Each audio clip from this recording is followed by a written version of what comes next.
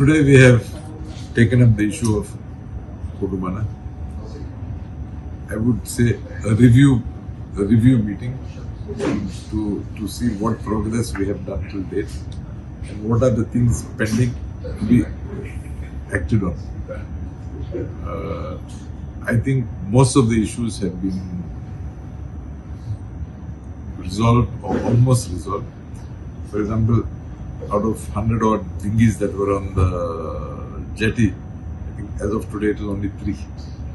The vessels, I think only 1 is remaining. So I'm happy that with the cooperation of the members of the Fisheries Federation, we've been able to achieve whatever has been done. There are few things remaining that we will get resolved shortly. I'm proposing to visit Cutbona Jetty on Monday along with the authorities, and whatever is remaining we will get resolved immediately.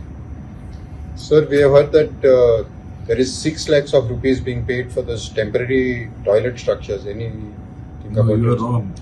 It is not 6, it is 10 lakh rupees. The Federation is paying every month 10 lakh rupees because they recognize the importance of providing basic facilities to their laborers.